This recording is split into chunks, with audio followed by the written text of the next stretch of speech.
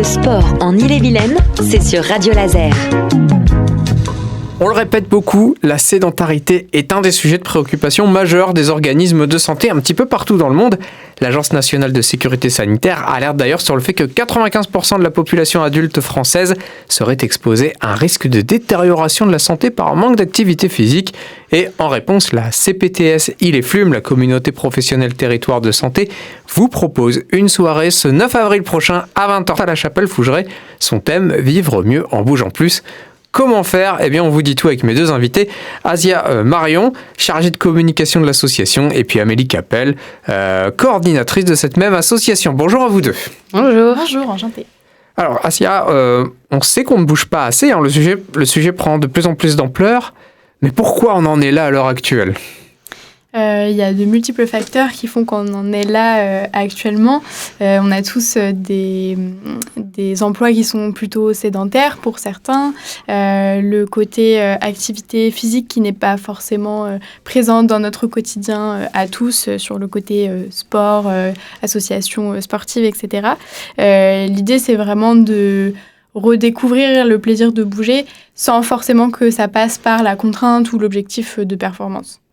Amélie, c'est quoi les conséquences de la sédentarité ?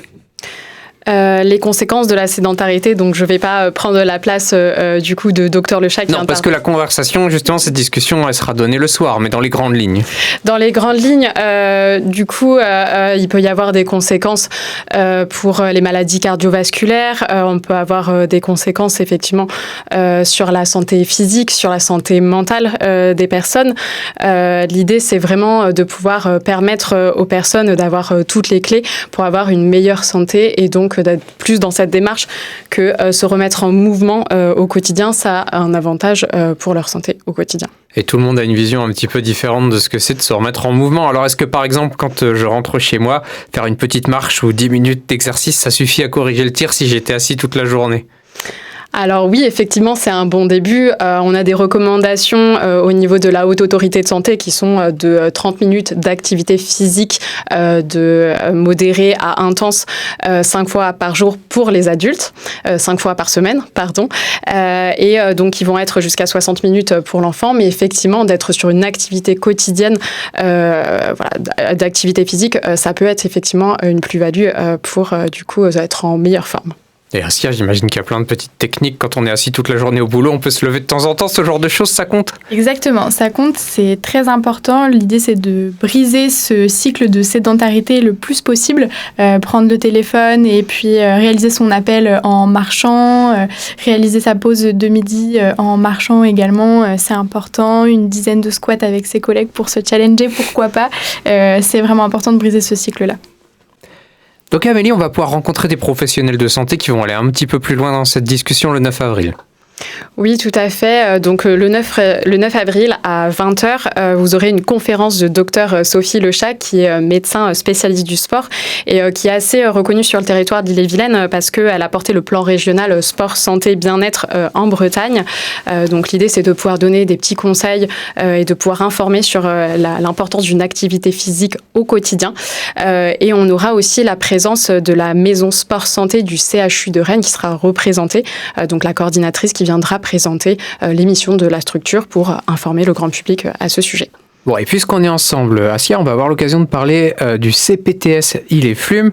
Qu'est-ce que votre association propose ? Donc, c'est une association qui a été créée en 2022 à l'initiative des professionnels de santé de notre territoire. On regroupe 32 communes au nord de Rennes. Donc, des CPTS, il y en a plusieurs qui existent un peu partout en France. Le but, c'est vraiment d'allier les expertises des professionnels de santé pour prendre soin du territoire et soin des patients aussi. Donc, on agit sur la qualité de vie des professionnels de santé, mais aussi des habitants, l'accès aux soins, faciliter un accès qui soit rapide et équitable aux services de santé, une organisation territoriale aussi, donc d'optimiser l'offre de soins et la rapidité de la prise en charge, et puis la prévention, déployer des campagnes de sensibilisation et des actions qui sont adaptées aux besoins locaux, comme cette conférence Sport Santé. Vous avez à cœur en fait que les gens se mettent en mouvement pour leur santé. C'est l'idée. Tout à fait. On a vraiment une mission de prévention. Donc, si on peut être dans cette démarche d'information, de sensibilisation auprès du grand public, on s'engage en tout cas.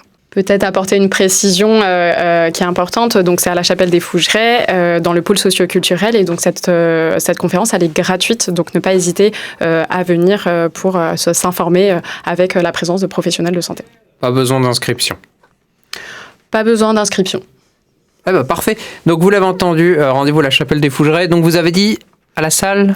Le pôle socio-culturel, Merci. 5 rue de la Métairie. Et c'est à 20h. Et c'est donc gratuit, donc vous n'avez pas de raison de ne pas aller vous renseigner. C'est le CPTS Il est Flume, qui vous propose ce moment. Je vais remercier mes deux invités, Assia Marion, qui est chargée de communication de l'association, et Amélie Capel, qui est la coordinatrice de l'association. Merci à vous deux.